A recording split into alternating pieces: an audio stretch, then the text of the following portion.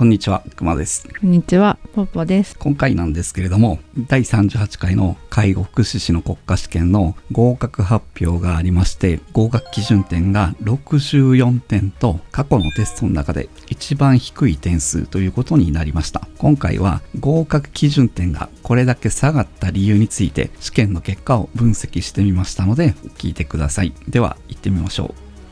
う。どうぞ。今回合格基準点が64点で、ちょっとその原因を考えたときに、大きく分けて3つあるかなと思ってるんです。1つ目が問題の難易度。こちらの方が原因だったんじゃないかなということ。で、2つ目が受験者数の構成の比率。これが変わったこと。それから3つ目がパート合格の導入ですね。この辺によって合格基準点だったり、合格率が変わってきたのかなというところなんです。まず1個目ですけど、問題の難易度なんですけども、これがね、さっき言った2つよりも一番大きな原因かなっていうところなんです。やっぱり難しなったのかなというところで、前回ね、AI に聞いたら合格基準点は70点というふうに予測してたんですけれども、その後試験問題が発表されてからね、僕が5段階に振り分けて考えてみたら、69.1 点だったと。試験の問題だけで言ったら、前回の37回よりも難しくなってたかなっていうところですね。で、それにいろいろと他の事情も加えて合格基準点を予測して、上振れしたら71点ぐらいで、下振れしたら66点ぐらいかなって言ってたんです。けど、下振れするかなとか言ってたんですけども、本当に下振れして、今回64点ということになったんですけども、75点で合格ですよというふうに標準ラインとして決めてあるんですけれども、それに向かって勉強されてた方が、69点しか取れなかったっていうことは、やっぱり単純に問題の方が難しくなったのかなっていうところですね。で、合格基準点はそうなんですけども、合格率の方がね、前回37回が 78% で、今回が 70% だったっていうことで、8% 落ちてるんです、ね。その理由を考えた時になんですけども、合格率の方はね、その受験者の構成の比率が変わると変わってくるんです。で、37回の時もやったんですけども、今回受験者ね、7万5千人から7万8千人に増えましたよっていうことなんですけれども、ちょっとその内訳を見てもらいたいんですけれども、例によって厚生労働省は外国人の総数を出していないので、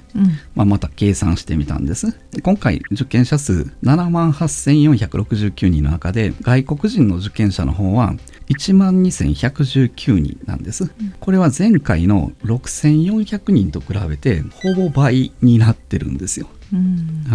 で、日本人の受験者数の方は38回の方が6万6350人で、前回は37回の方は6万8986人なので、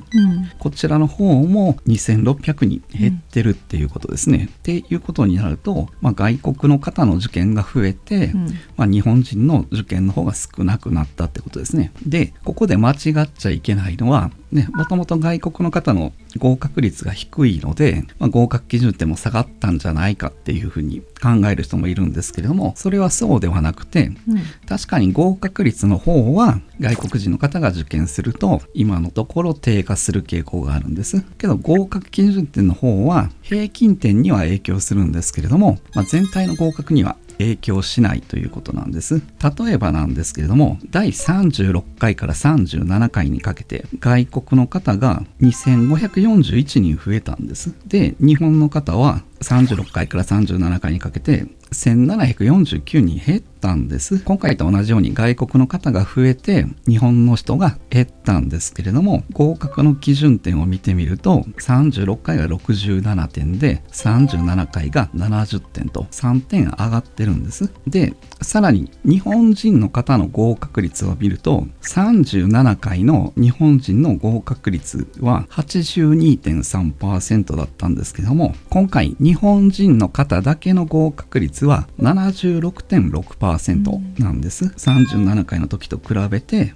5.7% 減ってるんです。なのでこれ外国の方だけではなくて日本の方も合格率だったりは減っているので、単純に外国の方が増えたから、試験のね合格基準点が下がったというわけではなくて、日本の方も受験しても難しかったんだなということで、やっぱり問題の難易度っていうのが一番大きな影響があるのかなというところですね。それでもう一つ、パート合格制度の導入、今回が初年度だったんですけども、このパート合格が導入されたら合格率が下がるんじゃないかなって考えてたんですけど、その理由として36回を例にしてみると、36回で合格率が 82% あったんです。だいたい 80% だったとして、38回、今回の試験ね、100人の方が受けられて合格率 80% だったら80人の人が合格するわけですね。そしたら残りの20人の方が39回受けられるわけですね。じゃあこの残りの20人の方のうちまた 80% の方が合格すると16人の方が合格されて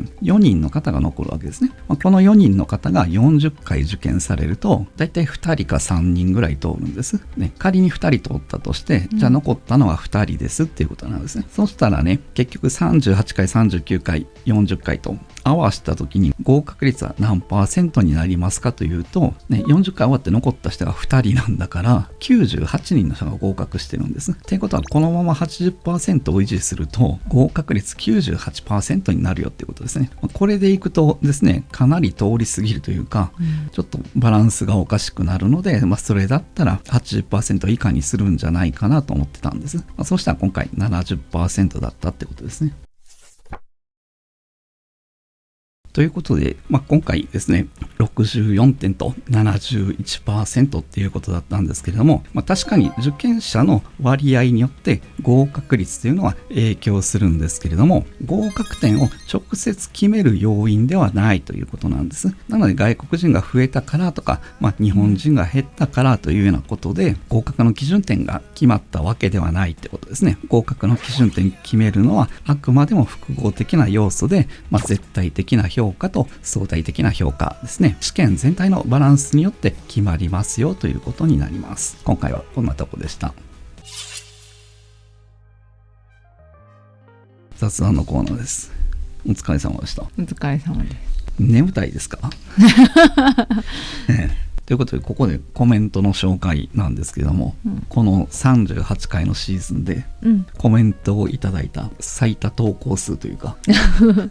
その方ですね、本名を読み上げていいですかって聞いたらいいですよって言ってたんですけど、さすがにね読み上げたらいいのかなって気もしますので、ここでは仮に純ちゃんとしときましょう。女性の方なんですけども、この純ちゃんもう夏頃からコメントをいただいてたんですよ。模擬試験も2回受けてはって80点台やったんですよ。でもかなり仕上がってきてるなっていうところでね。で今日も一日介護の基本の動画の方と、でから人間の尊厳の自立とねやってますと、でから医療的ケアもしっかり聞いて試験に臨みたいですみたいなことを言ってはって、で38回試験受けられてなんですけども、その日に来たコメントが38回の介護の国家試験、全滅でした。最悪ですと。午前の問題だけでも点数取れてたらと、後悔してます。自己採点してみたんですかって聞いたんですけどね、もう自己採点というものをするんじゃなかったと後悔してますと。とりあえず結果を待ちますと、結果来たらまた報告しますということで、で先日結果発表あったじゃないですか。介護福祉の試験の結果出ましたね。見てません。今勉強してますと、過去問から今一度やってますと、いうふうに言ってらっしゃって、でものすごく落ち込んでらっしゃったみたいなんで、気分転換した方がええですよとかね、いろいろ送ってたんですけども、通知の方が郵送でも送られてきたみたいで、ギリギリでしたが受かってましたって。よかったですね。ということで純ちゃんおめでとうございます。ね、はいね毎回コメントくれてはったんですよ、はい、ありがたいですね。ありがたい話なんですけどね、はいね、こんな勉強方法どう思いますかとかね、今日はこれやろうと思いますとかね、模擬試験の前のアドバイスはとかね、いろいろやってね、こんだけ応援してたんでね、通ってくれてよかったなっていうことですね、いかにもなんかアドバイスして通ったみたいに言うてますけどね、これ全く関係ないですからね、合格されてね、お礼のコメントをいただくんですけどね、それはそれでね、嬉しい話ですけども、ね、僕らができるこというのはね、大したことはありませんし、ね、皆さんが努力して掴んだ結果ですのでね、早くこのチャンネルのことは忘れていただいてなんてことはなく、ね、この登録残しといてもらいたいですね。そうですね。はいね、これ残しといてもらったらね、それがね、チャンネルの発信力になってですね、また後輩たちにね、届きやすくなる、僕たちの動画が届きやすくなるということになりますのでね、もしね、何かお礼のコメントがね、1コメントするまでもないなと言ったら、登録だけ残しといてください。ね、終わった言うてね、解除していただいても全然構わないかなとは思いますが、できたら残しといてほしいなっていうところですね。でからもう一個ね、前回の動画でね、ポポさんの代わりに出ますよって言ってくれた方いらっしゃったんで、ね、ほんまかなどうかなって言ったらコメント来たんですよ。本当に行きますっていうことなんで、でね、これね、YouTube のコメント上でやり取りするわけにもいかないし、E メールですね、これ送ってくださいねってお伝えしてて、お待ちしておりますが、決してこれも焦る必要はないですしね、やっぱりね、考え変わってやめたって言ってもね、全然ありですのでね、ご自身のタイミングだったりご自身の気持ちのままで結構ですので、落ち着いた時期だったりね、E メールの方を送っていただいたらですね、撮影の内容だったりとかね、なんてお呼びしたらいいのかとかね、顔を出すのか出さないのかとかね、いろいろと、相談したいかなと思いますので、こんなところでですね、動画に対するコメントはコメント欄でいただいて、私たち個人に関する、E メールでも受けておりますので、ぜひ送っていただけたらと思います。今回はこんなとこでした。